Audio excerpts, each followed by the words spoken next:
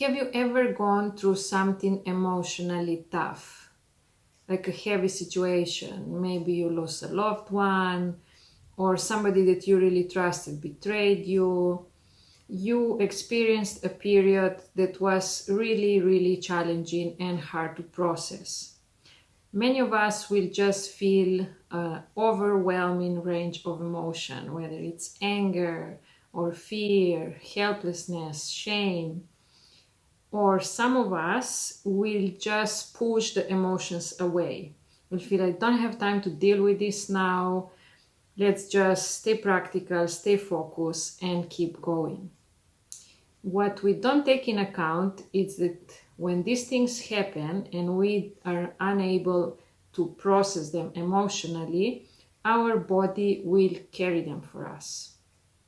In fact, a lot of physical things that we experience, whether we have headaches or some digestive issues or skin eczema or joint inflammation and so forth, because it's physical, we tend to think it's a physical problem of physical origin, right?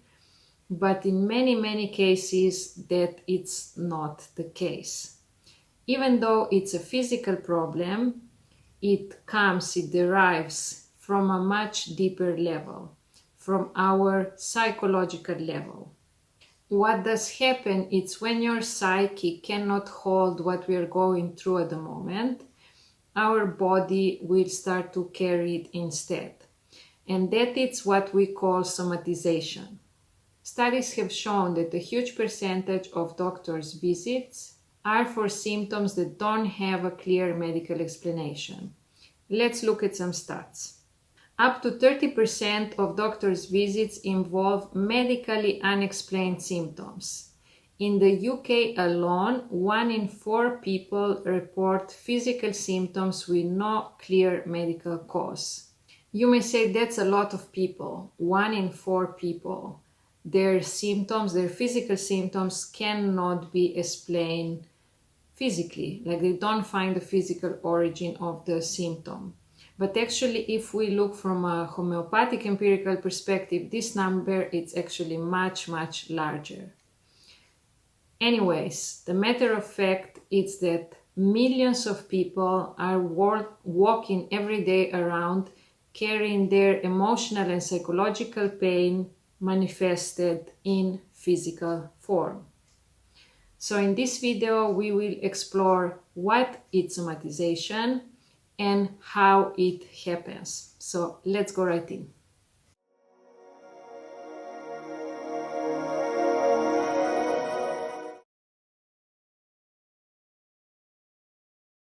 What is somatization? Let's just take a moment and try to recall an event from our past that was really, really tough and challenging for us. For example, a breakup, or when we lost our job, or a moment that we felt totally unsupported and alone.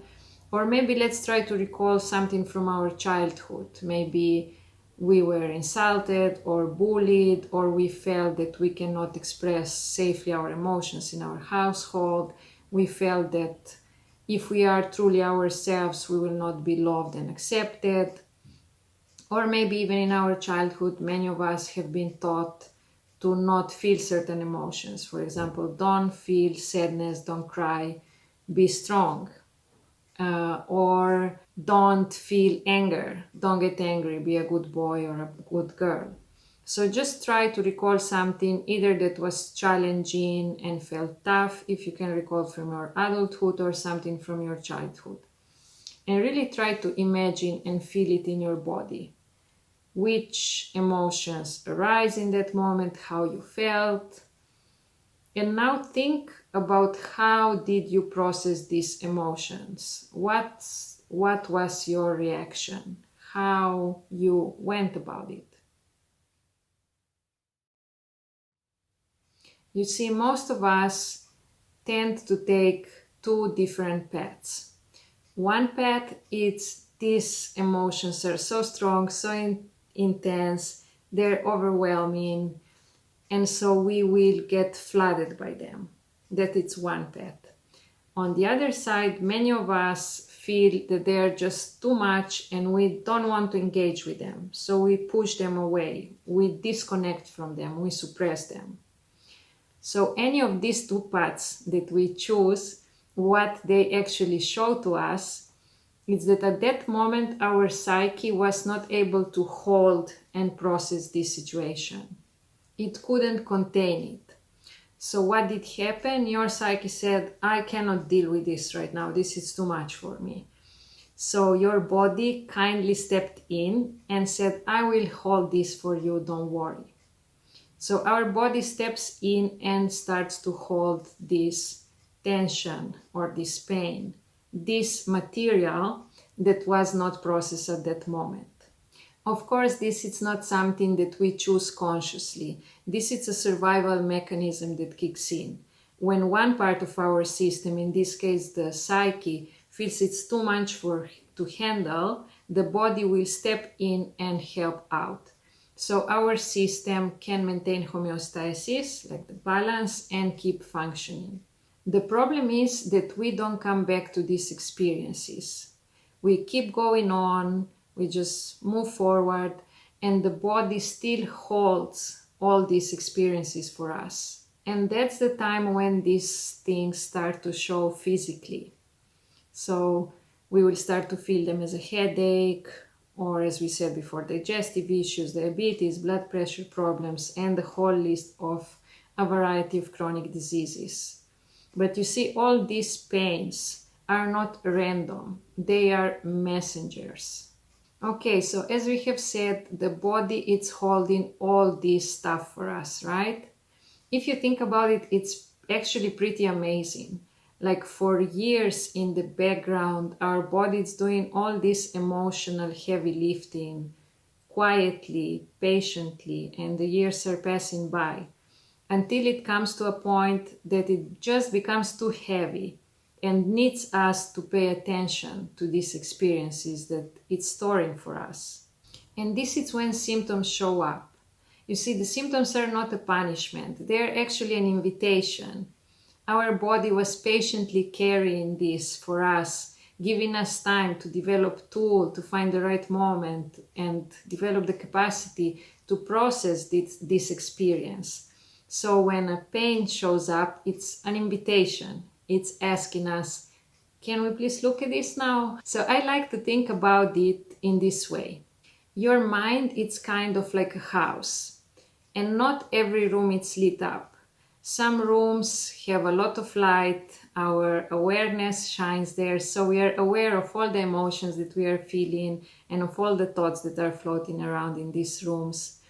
But some other rooms are locked and kept in the dark, and they are stuffed with things we don't know how to handle at the time, whether it was grief, fear, guilt, shame, whatever it was. We shut the door and tell ourselves, I will come back later to this. Except we usually don't. So those rooms get really dusty, stagnant and heavy. And when we are not ready to open these doors for a very long time, the body knocks instead of us. It might be with an allergy, with a headache, with some pain randomly appearing, some discomfort in the body that we don't really know how to describe, or suddenly an anxiety came out from nowhere. Every one of these imbalances or pains, it's a signal.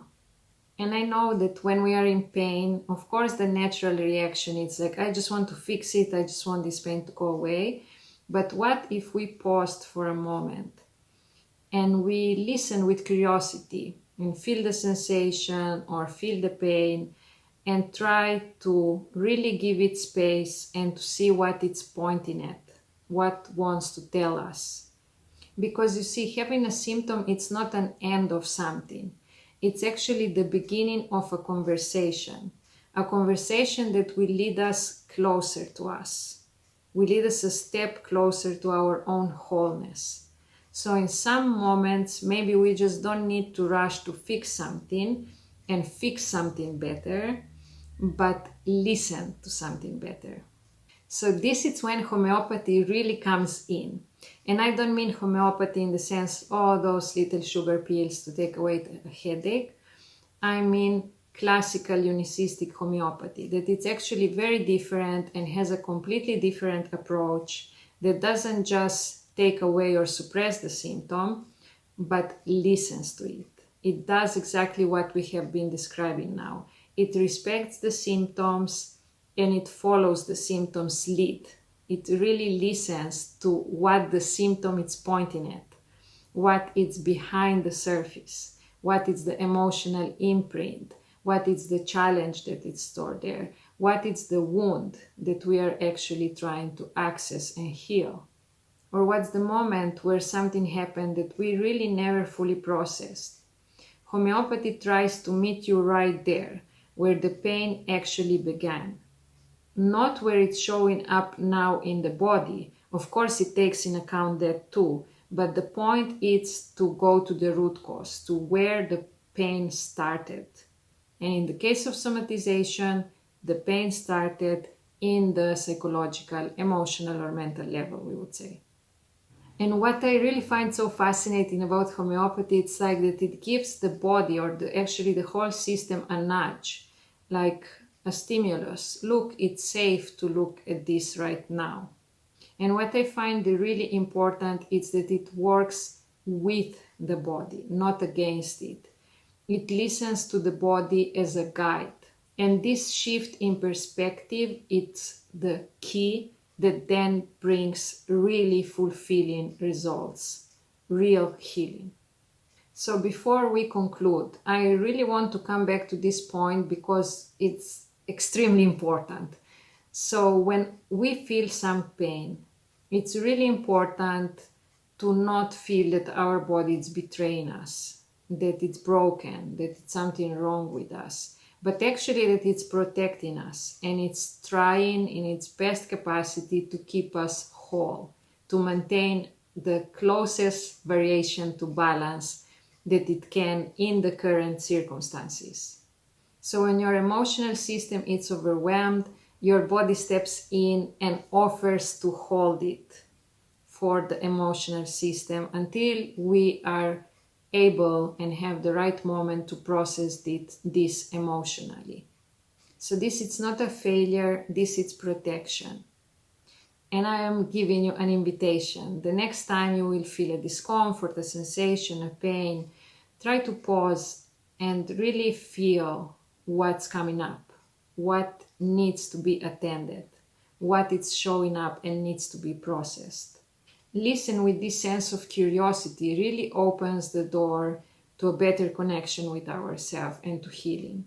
And if you're really interested and would like to dive deep into understanding the language of the body, because of course our body doesn't speak with words, right? It speaks through sensations. So we will be organizing a course where we will be covering what different sensations and pains in different parts of the body mean, different style of sensation, whether it's burning, coldness, pain, electric pain, like in detail, what they mean, and what different chronic diseases mean, like which organs are affected, what's the meaning there. When we say what's the meaning there, it's like what it's stored there, what it's our subconscious storing there until our conscious awareness, it's able to process it. So learning this language gives us the capacity to really listen to our subconscious and to be much more attuned to it because we have the map of the territory. So if you're interested in this course, you can sign up for our newsletter so you will be notified as soon as it's published. So thank you for being here, thank you for being curious, and for even considering that your body has something important to say. And until the next time, please take care of yourself and stay curious.